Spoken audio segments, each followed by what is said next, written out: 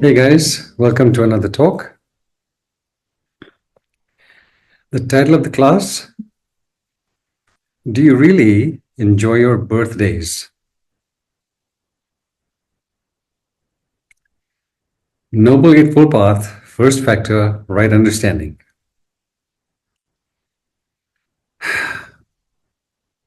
A writer approached a grand master in the monastery with the intention of writing a book about him. And he asked the great master, be all you can be. People say that you are extraordinarily insightful. Is that right? And the master replied, you could say so, yeah. What is it that makes you so remarkably insightful? The ability to recognize. Recognize what? The butterfly in the caterpillar, the eagle in the egg,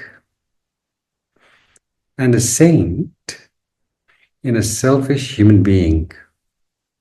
The ability to recognize what's beyond appearances. That's what makes me insightful. Pretty good. Like this grand master, all you can be. Yeah, master be all you can be.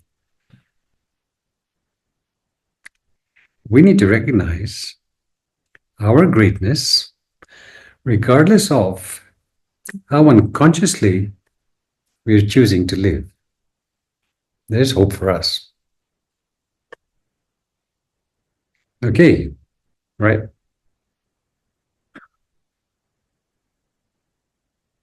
What would you say is a birth-daze? D-A-Z-E, days. What exactly is a birth-daze? Well, it's the opposite of living a well-considered life. Opposite. So, the opposite of a well-considered life is a life that is totally out of kilter with reality, out of sync, out of kilter with reality. Yeah. What does out of kilter mean? Well, if you have watched the other videos, I've talked about it. But let me just remind you again.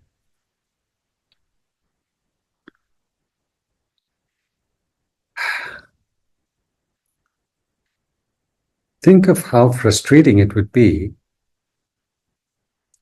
to want to make a beautiful clay pot on a potter's wheel that is got a wobble in it.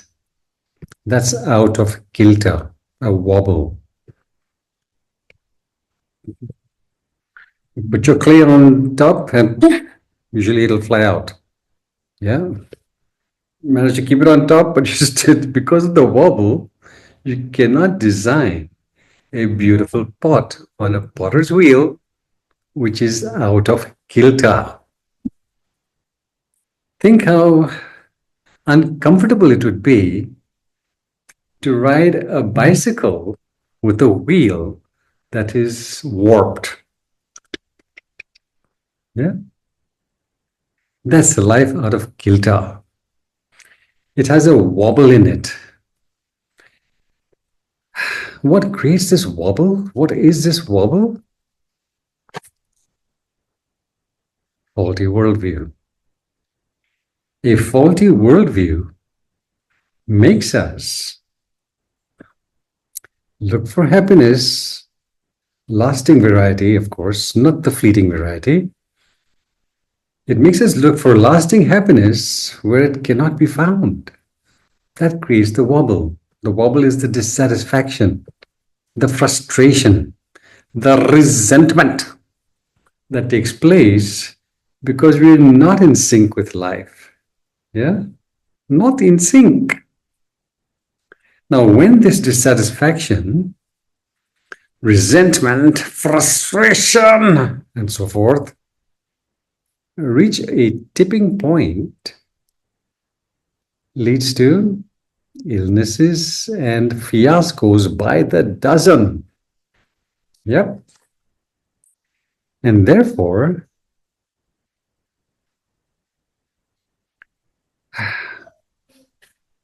we are in need of right understanding.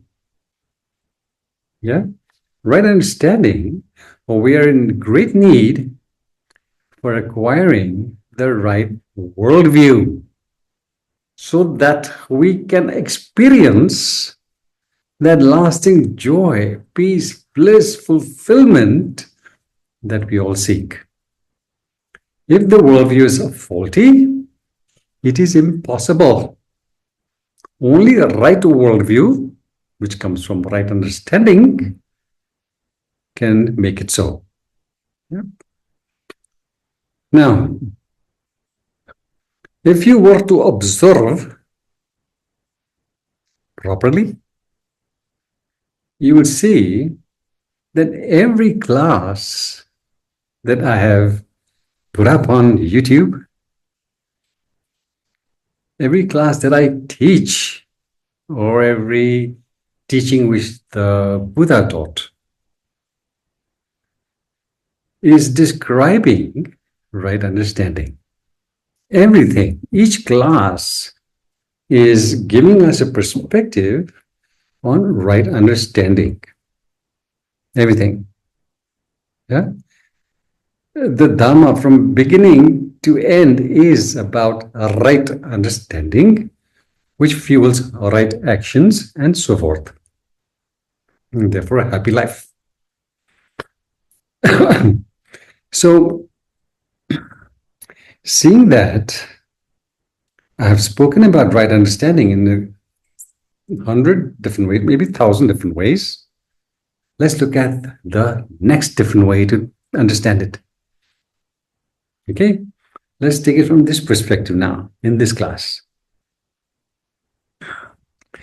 So, right understanding informs us that learning from experience is not automatic, like most people believe.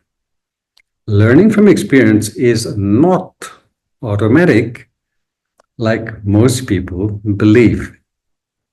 Why? Because although experience is inevitable, everything we do, we're experiencing, yeah? Sense of smell, touch, taste, sight, everything, we're constantly experiencing. Although experience is inevitable, learning is not. Because learning requires profound skills that can only be mastered under proper supervision from a skilled teacher, not by oneself. Yeah, can only be mastered under proper supervision and guidance from a skilled teacher.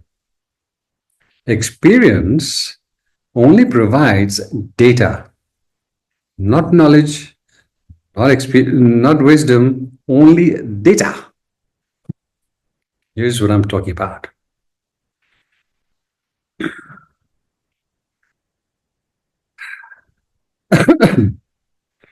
Here you are, early morning, you've had your coffee, you've had your brekkie, wrong food combination, of course, orange juice with milk, Lord.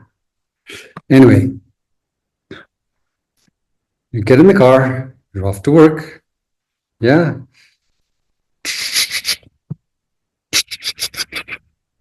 It's not starting, and you're late for work. Car is not starting on this morning.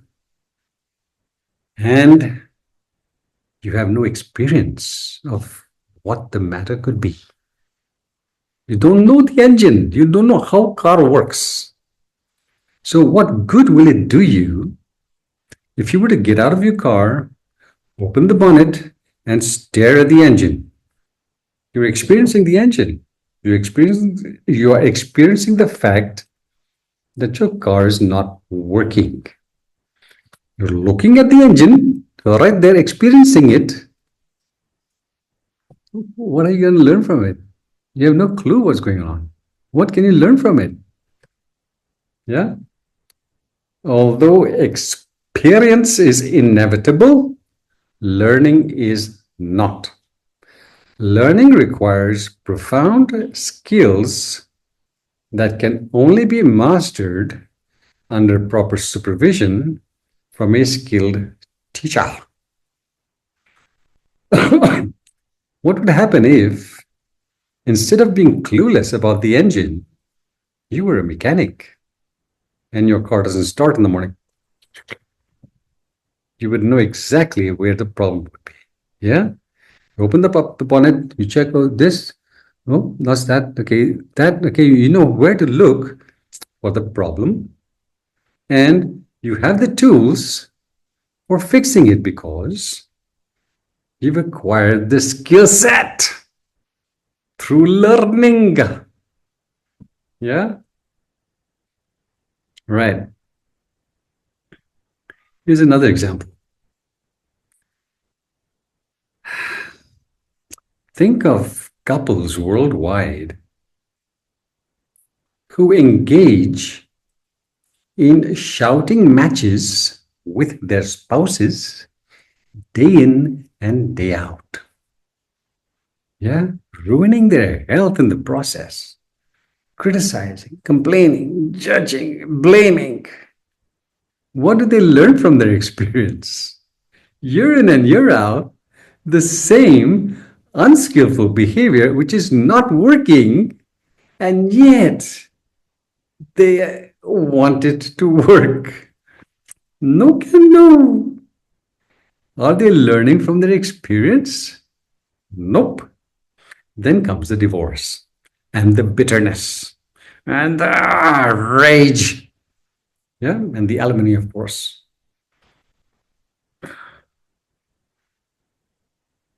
Like they say, marriage is grand, but divorce is 100 grand. Okay, are you understanding, please?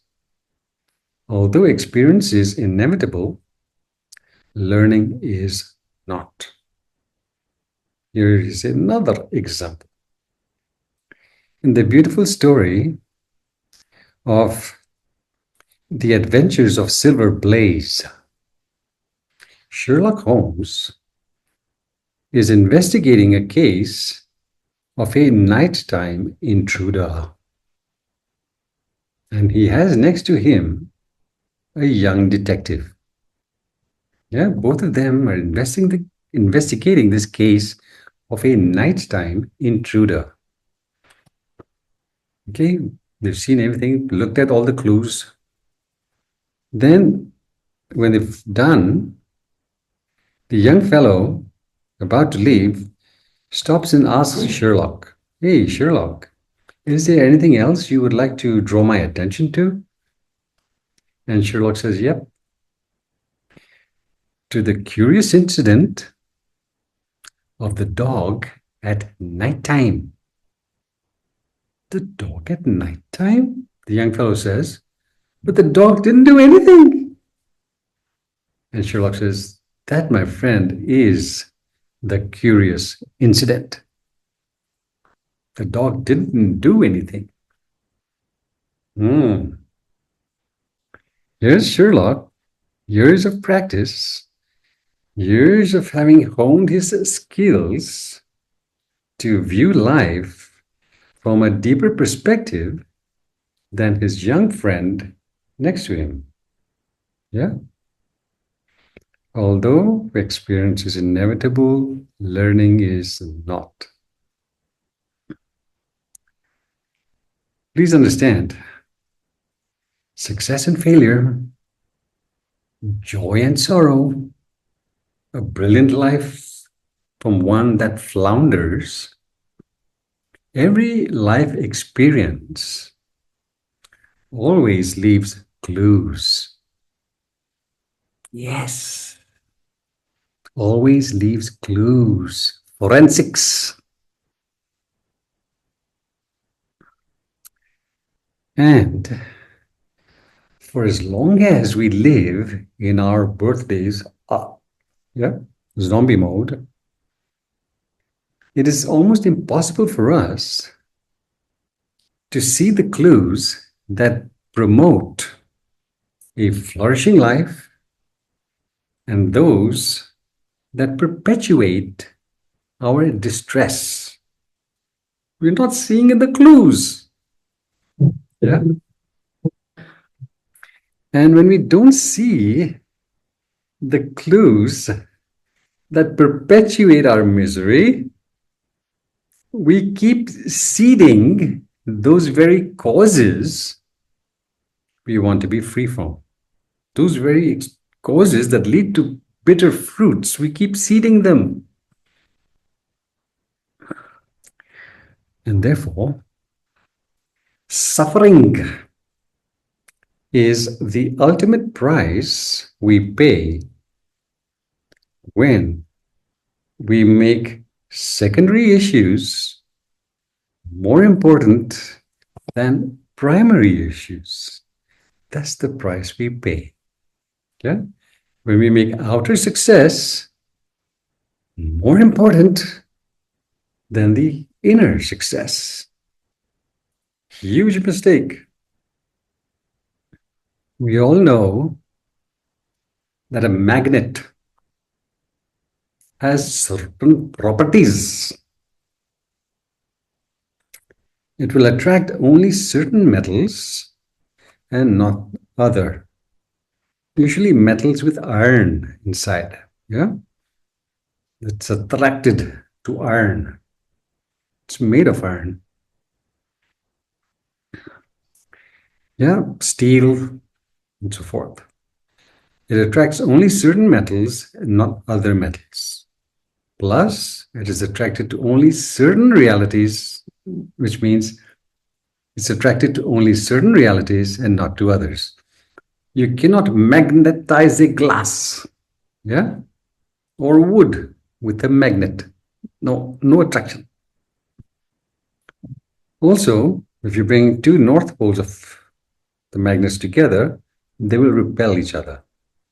South pole, North pole attract. North pole repel. Yeah? That's the property of a magnet. It cannot change its properties of attraction and repulsion. Simple. But we definitely can.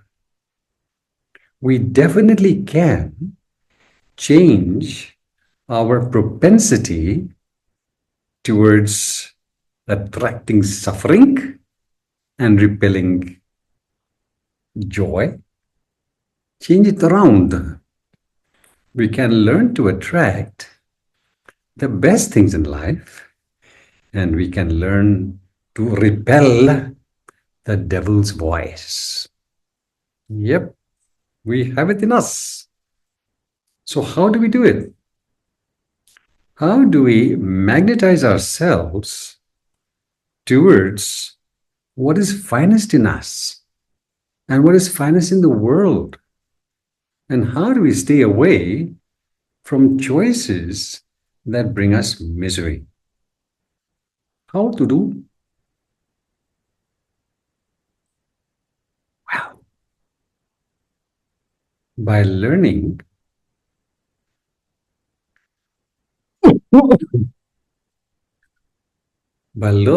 how to see that problems remain problems for as long as we are unable to discover and eliminate the causes and the conditions that give birth to them. Got that? I'll say it again.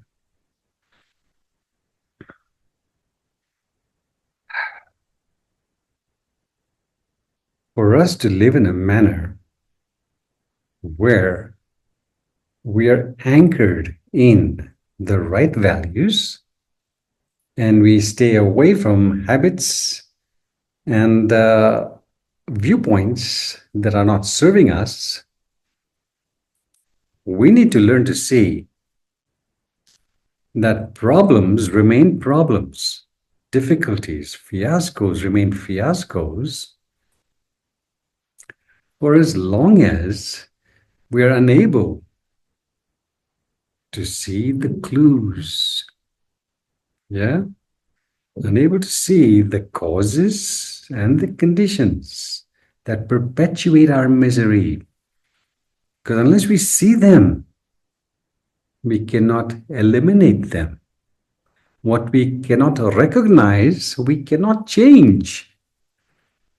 Right? So we need to recognize how we are sabotaging our greatness. That's what we need to recognize. It comes through the deep study and practice of the Dhamma, not otherwise. So what would you say is our greatest problem?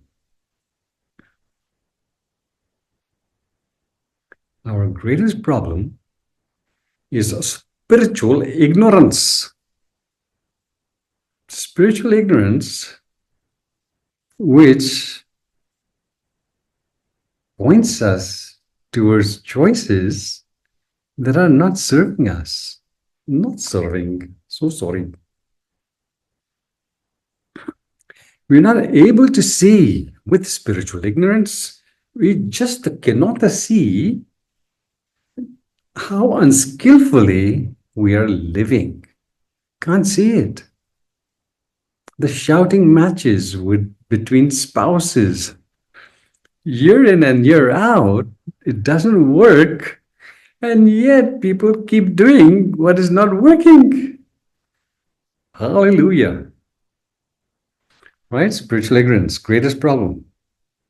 Living in spiritual darkness, shrouded. Here's an example.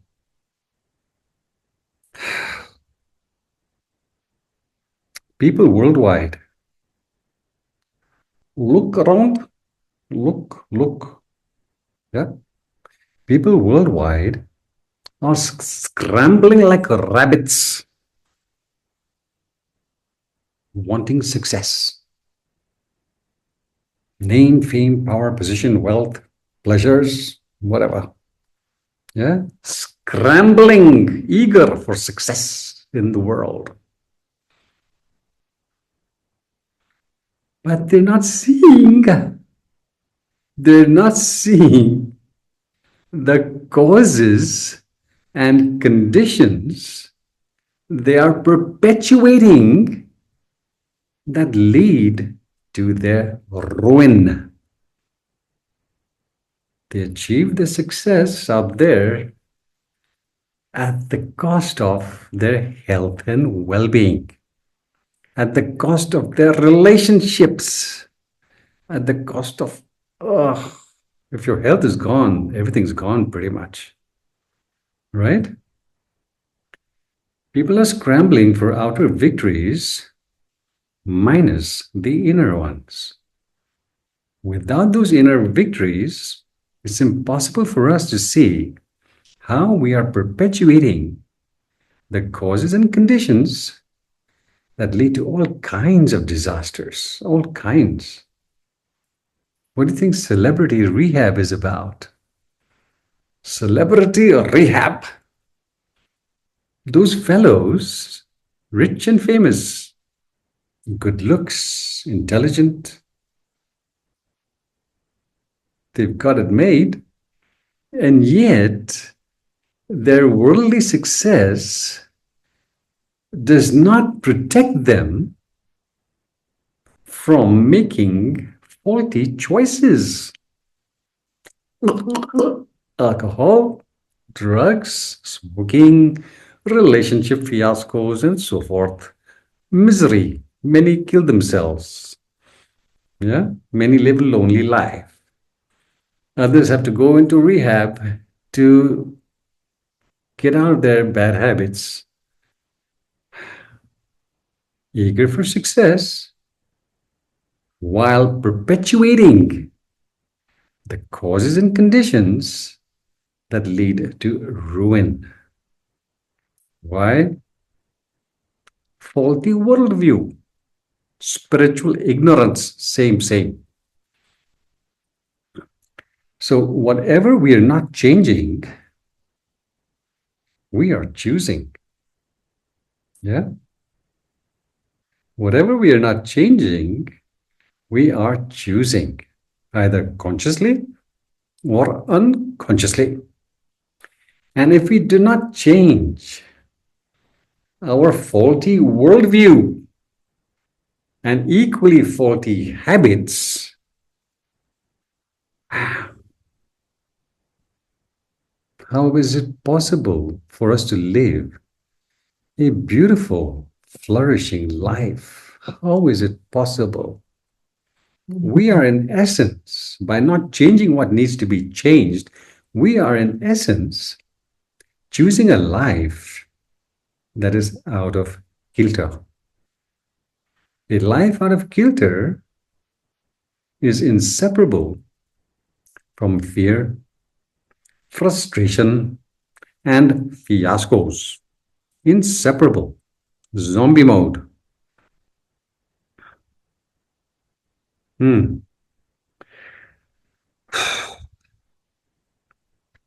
Over the years, year in and year out, people are doing all kinds of social research as to how people think and how people behave and what people desire.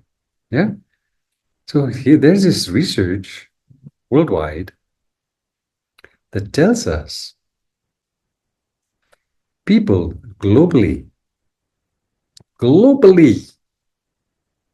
are willing to sacrifice 23% of their salaries.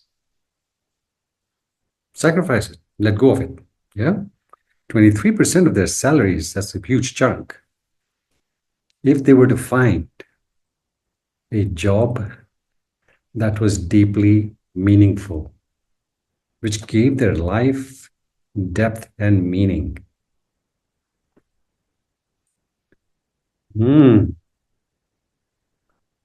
And this is applicable for all income brackets, whether people were earning or are earning 40,000 a year or over 200,000 a year. Big bucks. They're still willing to sacrifice 23% of their salaries if only they could find a job that was deeply meaningful. Because most people are working in a way, zombie mode. They don't like what they're doing. They don't see any value in what they're doing. Yeah. To give you a perspective on what this means, generally, people invest or spend 17%, generally, about 17% of their salaries for their mortgage, yeah, to pay off their house loans. And here, people are keen and willing to pay a lot more for meaning than for the very homes they live in. Isn't that amazing? Yeah, people are willing to pay a lot more to be in touch with meaning than they're paying for the very homes they live in. Quite an eye-opener. So, what prevents us from living a life that is rich in meaning? Yeah, depth and meaning. What prevents us? Same answer. Spiritual darkness. Spiritual darkness, ignorance, say it in whichever word you want. Spiritually blind, it promotes egocentric desires and discordant ways of living that put us on a head-on collision with disaster. You're not seeing what we're doing. People are working for money and for name, fame, and power and prestige and the perks. That's what motivates people in the workplace. Money and profit, egocentric desires, discordant ways of living.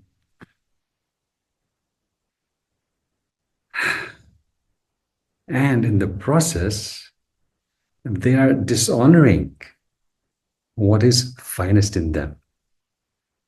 How could they possibly not suffer? Is this an honorable way to live as a mercenary?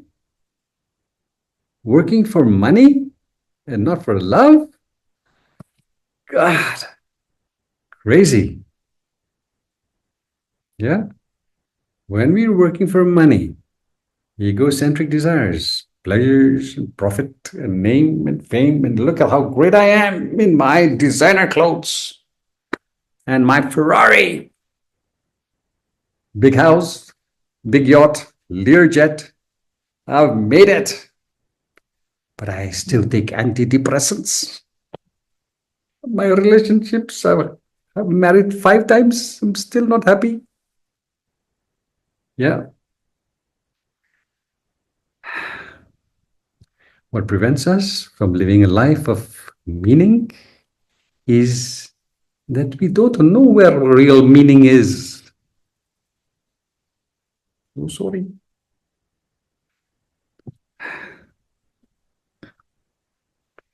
If you were to ask 10,000 people, hey guys, I'm doing a survey, please. Oh. Can you hear me? Okay. If you were to ask 10,000 people on the street if they had achieved the quality of life,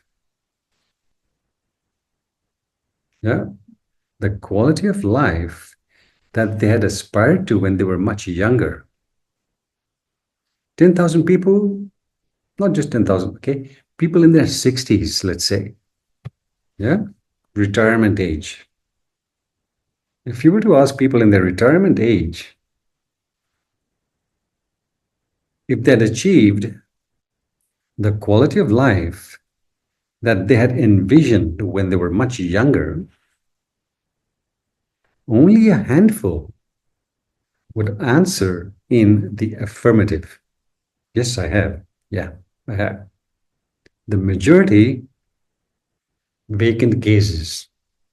Yeah, regrets, and so forth. Why is that?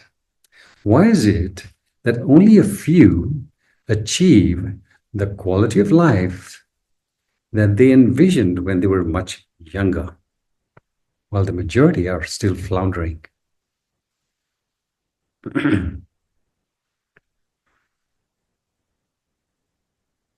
It is because these very few people have understood that true flourishing is the inevitable consequence of choosing personal excellence over everything else. Personal excellence. They are able to see the clues. They're able to see the clues that lead to greatness. Follow those clues and you've got it. Maybe that's the secret formula. They understand that true flourishing is the inevitable consequence of choosing personal excellence over everything else.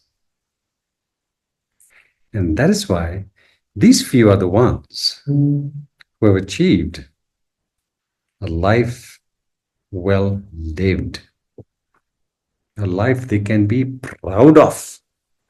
The majority scrambling around looking for happiness where it cannot be found because no one can see the clues that leads to greatness. Now, personal excellence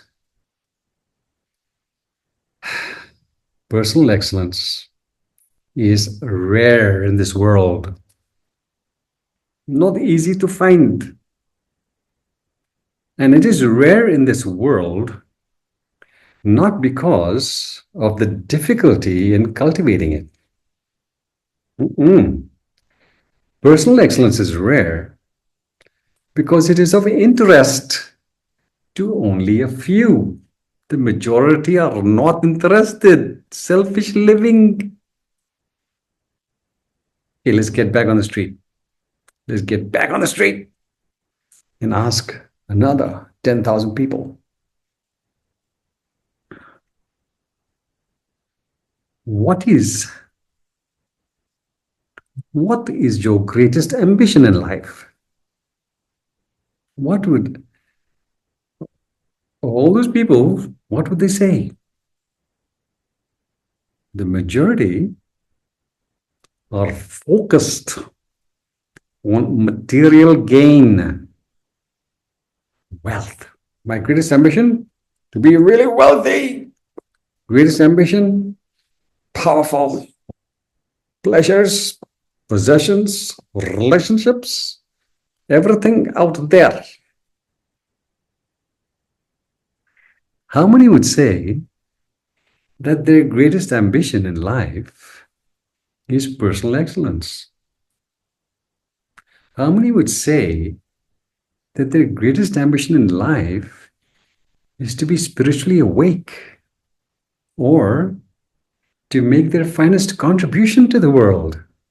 How many people are thinking outside of egocentric desires? Very few.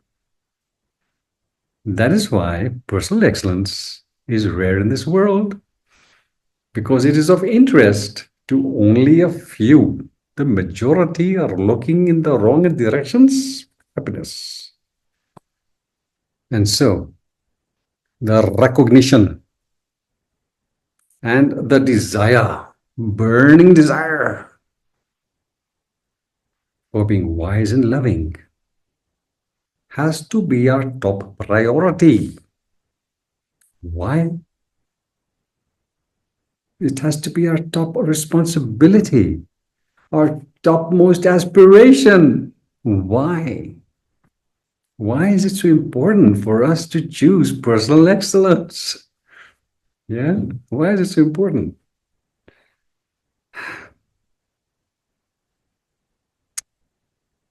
Because when we're resonating on high frequencies, yeah, in tune with natural laws and principles, when we're resonating on high frequencies, as I've mentioned in other classes, we acquire the power for transforming other people's lives. Yeah, we're able to inspire other people towards making better life choices. Without this power, no matter what we say, doesn't register, because it's the presence. It is our presence that makes the difference. Yeah, when we're resonating on high frequencies, we have the power to inspire others, those around us, towards making better life choices, so that they stop their suffering, they stop perpetuating their misery. And then what happens? What happens then? Then those people whose lives are transformed by our presence and whatever we say,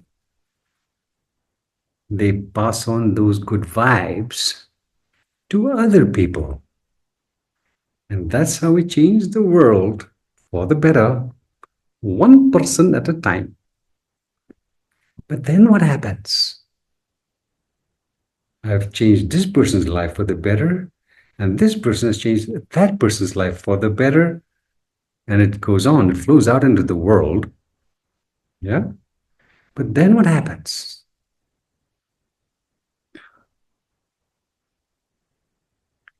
We're not just changing or transforming people's lives, we're also aiding in the protection from harm of the other living forms on the planet.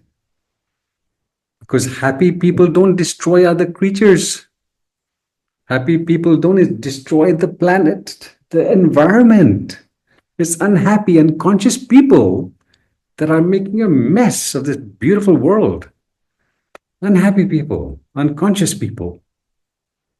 So by raising our frequency, we're not just helping people to live better lives, we're also helping to protect the environment and the creatures that live in it.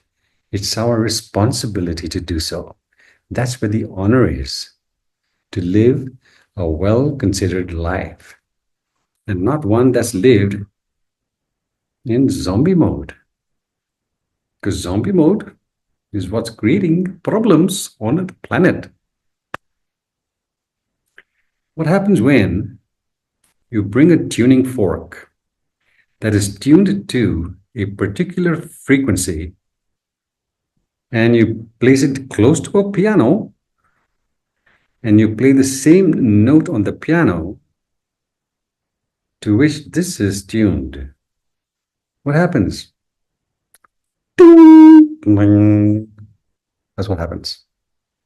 The tuning fork resonates because it's on the same pitch as the note you have played. Resonates. No physical connection. Vibes. Yeah.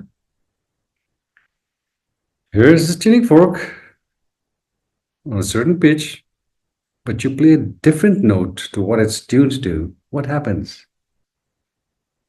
Nothing happens. Nothing. For the tuning fork to resonate, the right note has to be played. Right? Okay. So why is it that when we live an extraordinary life, an exemplary life, that we awaken that in others? Why is that? It's because we all have a deep desire to be more than ordinary. Yeah? We all have a deep desire to be extraordinary, to be the hero or the heroine. Nobody likes a minimal life. We want to feel good about ourselves. It's there in our DNA. It's there. So because we already have that tuning inside of us, that only when we're in the presence of someone who matches that note, that it starts to vibrate. It awakens us. Do you understand? Yes. Something else here.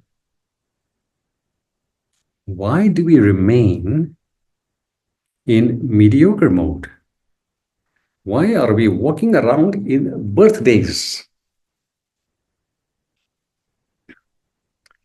Well,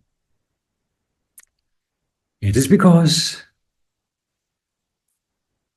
we are all wired for comfort. We don't like hustles. We don't like to stretch ourselves.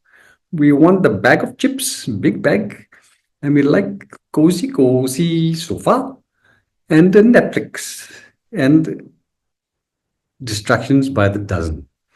We're also wired towards low frequencies. Even though we have the desire for greatness, alongside that desire is this other desire for comfort and a hassle-free existence. We're resonating on both these pitches, both resonances, both frequencies. And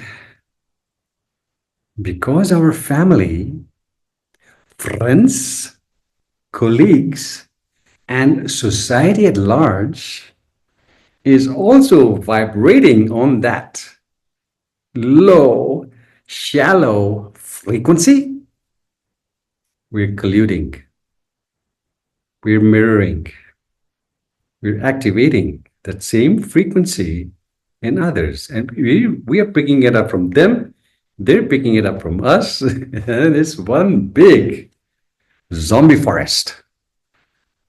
Are you understanding? The only way out of the zombie forest is to be in the presence of someone who is not caught up in the dream state, who's awake, and who can therefore awaken us. Therefore, we require the Sangha, especially the teacher, because teacher resonating on high level frequencies. And that's what awakens the same frequency in us. Clear? Personal excellence is rare because not of the difficulty in cultivating, but it is of interest to only a few. Are you among the few? If you are among the few, you will seek out people who can awaken you. If you're not among the few, you will seek out people who are into name and fame and power and position, and you will be their neighbor in the rehab. In the early recordings of his concerts, we see David Bowie performing in front of almost empty venues, as though he were performing in front of thousands of people. In the early recordings of his concerts, David Bowie can be seen performing in front of almost empty auditoriums, as though they were packed to the gills. Yeah.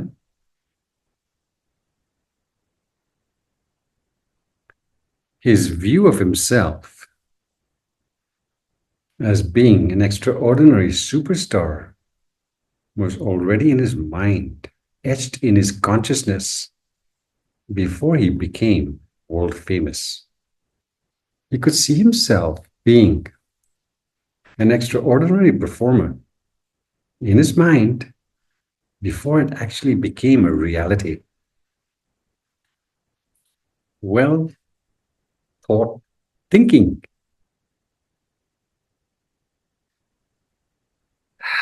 When we stay true to our inner compass, when we believe in our greatness, it becomes so. Yeah? When we are true to our inner compass, success comes after us. We don't have to go after the success. It will come looking for us. Yeah. We all admire the extraordinary. We love the extraordinary. We applaud the extraordinary. We seek it. Yeah. We're not interested in the ordinary. We want the extraordinary.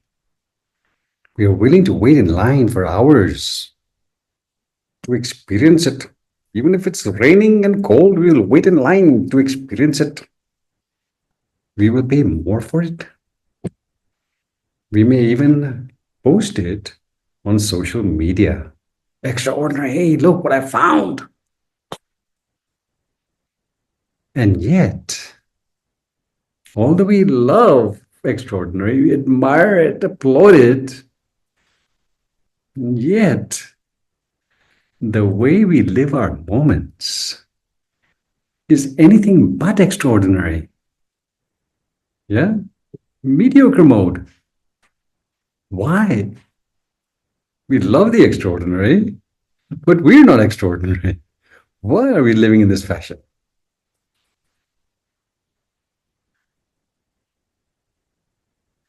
Without a close and loving relationship with a teacher and a great Sangha, we will be swept away by the devil's voice, mesmerizing us towards comfort and a hassle-free existence. That's why it gets the better of us. There is a saying, when we make a pact with the devil, yeah, when we make a pact with the devil, he always comes back to collect his due. We constantly listen to that devil's voice, and that devil is nothing else but spiritual ignorance. It leads to ruin. That's the due, that's the cost. Yeah? When we make a pact with the devil, he always comes back to collect his due. Outer focus is pact with the devil. Outer focus minus inner focus is a pact with the devil. And the due, the cost, the due, what we pay is in our health, relationships, financial fiascos, social disgrace. No making pact with the devil. No subscribing to false worldview. That's the devil. In Buddhism, this devil is called Mara. Mara, the tempter, tempts you towards a lazy, shallow, selfish, discordant way of living. Without the refuge of the triple gem, we have no firewall against this temptation. Alcohol, drugs, terrible relationships. Okay? So when we're living in our birthdays, yeah, with its fiascos and frustrations, the absolutely stunning possibilities of the unified mind that is immersed in spiritual truths cannot be experienced by us. No can. Do you know what that means? I'll say it again. For as long as we are being seduced by the devil's voice, we cannot access the stunning possibilities of the unified mind that is immersed in spiritual truths. No can. Stunning possibilities. Any clue what I'm talking about? Let's look at 3 stunning, spectacular possibilities, which we disqualify ourselves from by living in zombie mode. Stunning possibilities, which we need to access. If you want to be happy, long term, you have to tap into stunning possibilities of the unified mind that is immersed in spiritual truths, not immersed in darkness. Spiritual truths. Let's look at 3 huge, amazing, supersonic possibilities. Okay? First one.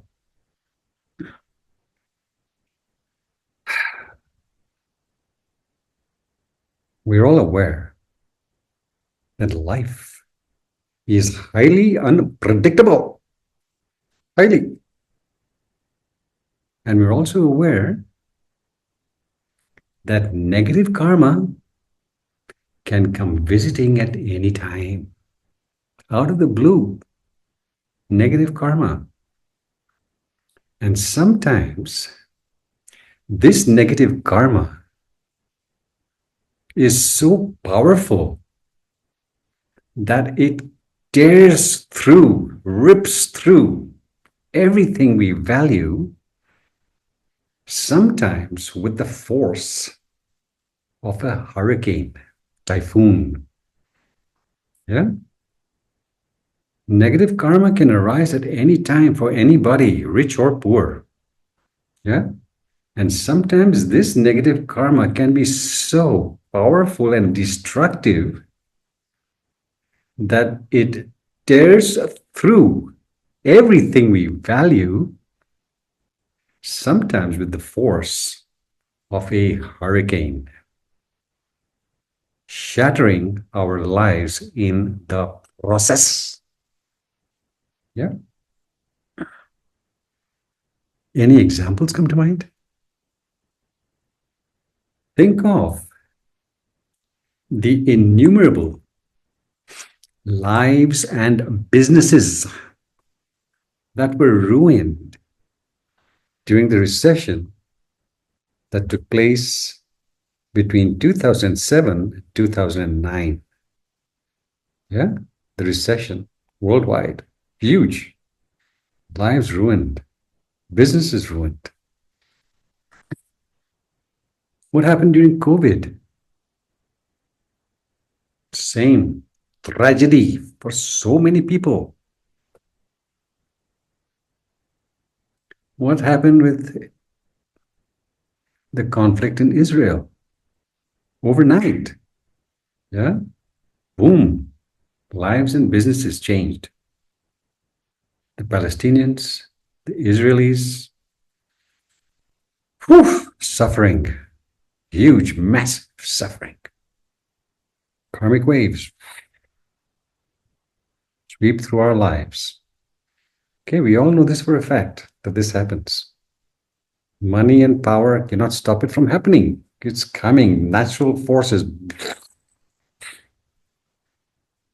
Now, the good news is that these ferocious winds, there's only one place where they dwindle into a gentle breeze.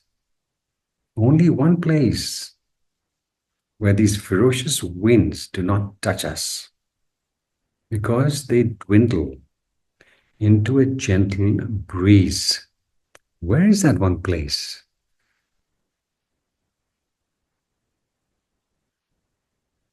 In the lives of those who are attuned to natural laws and principles. Yeah? It dwindles into a gentle breeze in the lives of those who are in tune with natural laws and principles. And when they're in tune with these natural laws and principles, they are protected, they are guided, and they are prospered. Yes, yes, yes. In the midst of the storms blowing around them.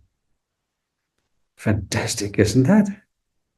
The stunning possibilities of a unified mind that is immersed in spiritual truths protects us. Yeah, possibilities. There's the possibility to stay protected, refuge. Everybody else is falling by the wayside. We are living in grace, protected by universal forces. Don't you want to tap into that power? Of course you do. Hmm.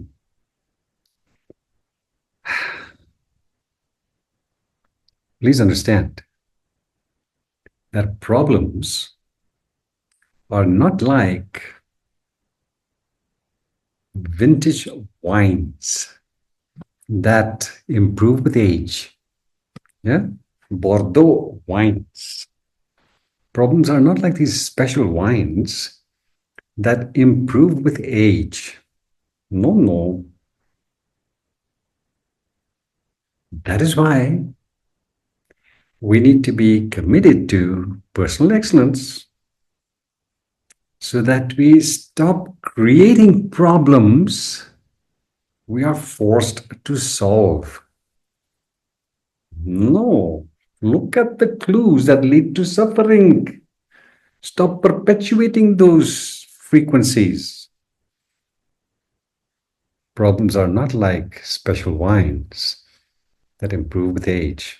They destroy us unless and until we're able to discover the causes and conditions that gave birth to them and to eliminate those causes and conditions once and for all. Only one way to do it: study and practice of the Dhamma. Okay? We need to aim towards personal refinement so that we stop creating problems we are forced to solve. Full stop. Let's look at the second stunning possibility. Stunning. Absolutely. Have you heard of Sister Harriet? Sister H. Harriet Tubman. Tubman. Check her out on Wikipedia. Yeah? Harriet Tubman was a diminutive, tiny, tiny little, not even 5 feet. Yeah? Although she was tiny, she had this mammothly determined frequencies. A mammoth. Is it mammoth? Big elephant? Yeah. She was highly determined to follow her calling. No excuses. What was she determined about? Well, she was a fugitive slave and social activist before, during, and after the American Civil War, which took place between 1861 and 1865. That's when the war took place, Civil War. And there she was, active during those years, before, during, and even after. She was the most famous and prolific rescuer, savior of slaves from the southern states that grew cotton and had all these slaves working in the fields. Yeah. She saved and rescued thousands.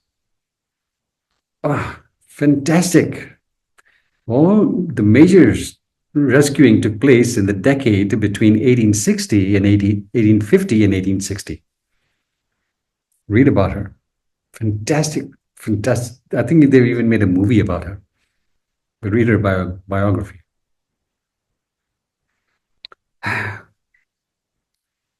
By choosing to be extraordinary, Yeah, by choosing to be extraordinary, she was able to align herself with universal laws and principles. And in the process of aligning herself with these powerful laws and principles, she was able to harness their aid, harness their power to face and to surmount the wildest, most humongous challenges that came her way in the most miraculous manner. She escaped her pursuers. Those guys in the south were terrified of this tiny little slave. Terrified. They had put a price on her head. She knew that if she was caught, she would be hung, maybe even tortured and killed. And yet, she spent decades saving her fellow beings from slavery. What a beautiful life! Stunning possibilities. That when we align ourselves with these higher forces, we are protected and prospered and we're aided towards serving the greater good.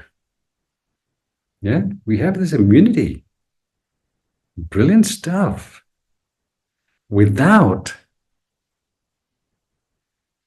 the unified mind that is immersed in spiritual truths, these possibilities are not open to us.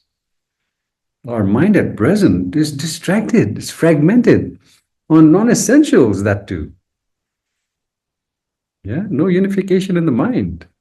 And therefore, life is difficult, not effortless. Okay, that's the second one. To find our strengths, to discover our strengths, we have to place ourselves in the playing field. Hardships, adversity, difficulties, and whatever. So even though the hurricane was blowing around Harriet, yeah, so many slaves, she was protected because those hurricanes could not touch her. Gentle breeze can do. So many lives are like that. Exemplary lives.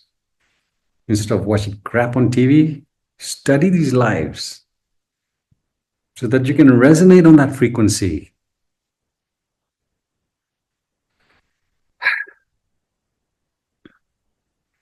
Being extraordinary is definitely easier said than done.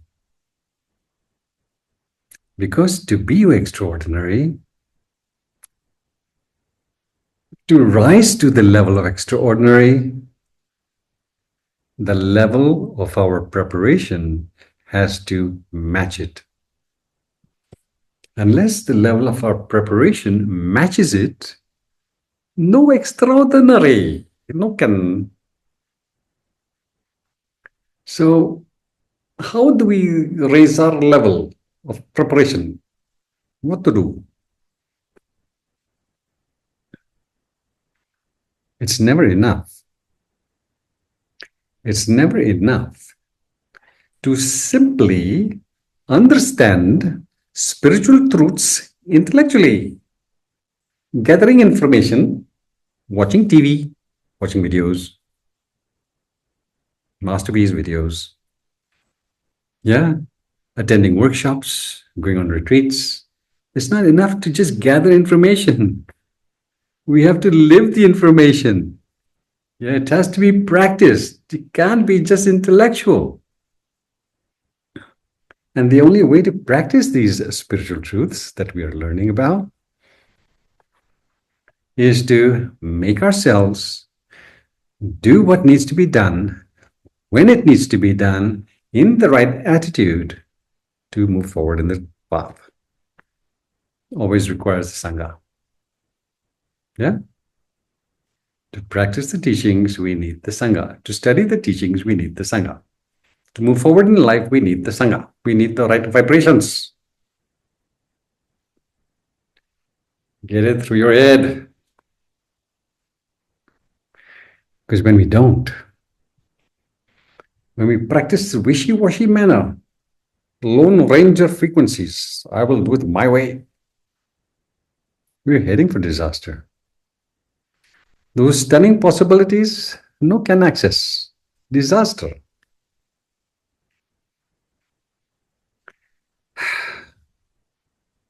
So the sooner we acquire a burning desire to be transformed, we want to be extraordinary.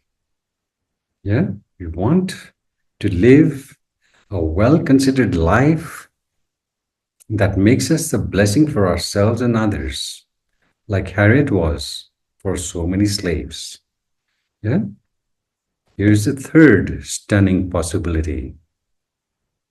Only when we cultivate that burning desire to be transformed so that we become a blessing for ourselves and the world around us, and we do what it takes to be a blessing for ourselves and those around us, then, and only then, do we experience the unsurpassed love, the ecstasy, the bliss that has created the cosmos. Yes, it's all around us. That love, that joy, the bliss, the beauty is all around us. But we are unable to tap into it because we're not resonating on that frequency. It's there. It's right there. But you can't access it. You can't even see it. You can't recognize it. In our birthdays, it's impossible. Wakey from birthdays. Yeah. So this third stunning possibility of tuning into these incredible frequencies is there for the unified mind that is attuned to, immersed in spiritual truths, not in trivia. Do you really enjoy your birthdays? Nah. No fulfillment there. None. Okay. Thank you for listening. Over and out. Roger that. Keep rocking.